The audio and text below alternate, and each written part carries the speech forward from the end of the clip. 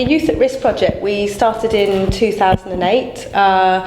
It came really out of the need of having a project in Arusha so that we could support the youth there. Being a city, in a very large city in Tanzania, lots of youths come to the city looking for work. They end up doing employment that isn't necessarily legal. They get involved with the sex industry, they get involved with drugs, and so the youth centre was about giving an opportunity to these youth so they had somewhere to go. It's surprisingly quite small considering how many youth they have come in there. This year they're hoping to have about 600 youths come through the door over 1 year. It's literally 2 very small buildings. There's not very much in there at all. In one building there's some desks in there.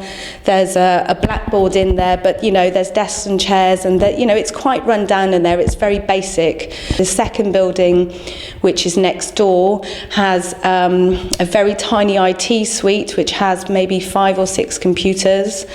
They have a sort of general room that they can use for some of their other lessons, which is quite small, and they 2 years ago developed their own music studio with funding from African initiatives.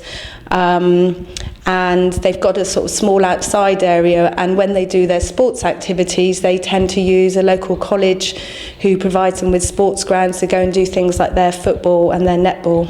They have quite a mixture of ages, I'd say from sort of 14, 15 upwards, but they have youth that are sort of in their mid-20s, and it's fairly evenly split between boys and girls. They run lots of different courses at the youth centre, so what you have is educational courses, so they can go and study their equivalent to their O-levels and retake exams.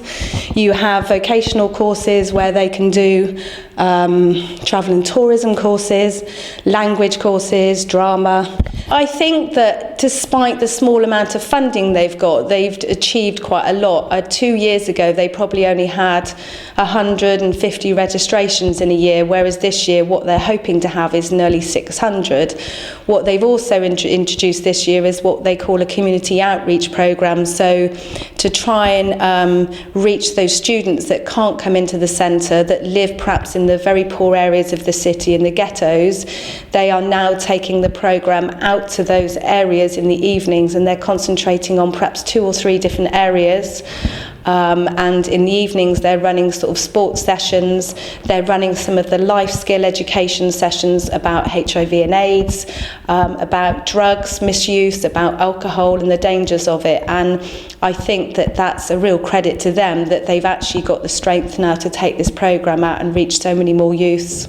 And they were very, very welcoming when I was there, and I went there and sort of learnt from the youth about the different work that they do. I spent some time with the volunteers. I mean, the youth centre is very much run with the support of 6 full-time volunteers, and they put a lot of hard work and effort into it. I mean, CASEC staff support them as well, but these volunteers run the lessons, they run the sports sessions, so it was good to meet them and to meet the youth. And they talk about the fact that before the youth centre was there, they didn't have much to do in their life. They didn't feel that they were as worthy, and suddenly now they have something that fills their lives, and they feel that their talents, whether it's a musical talent or whether it's a football or whether it's drama, they're kind of fulfilling their dreams, and they feel that they now have aspirations for their lives. And lots of students there have missed out on secondary education because you can't, it's not paid for by the government, so if their parents can't afford it, they're given an opportunity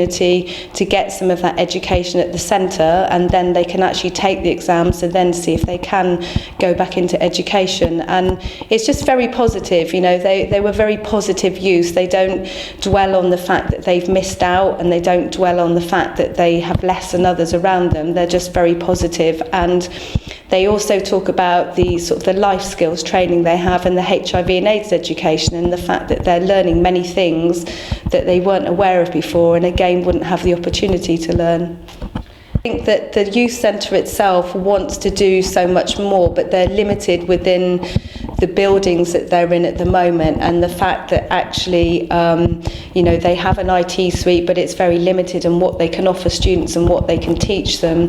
I think the other issue is that because they're not registered technically as a school, lots of the courses that they do offer, so they offer a tourism course, they offer an IT course, aren't necessarily recognised nationally. So the students, although get up to a certain stage when they're proficient, they then have to go somewhere else to take another exam in order for it to be recognised.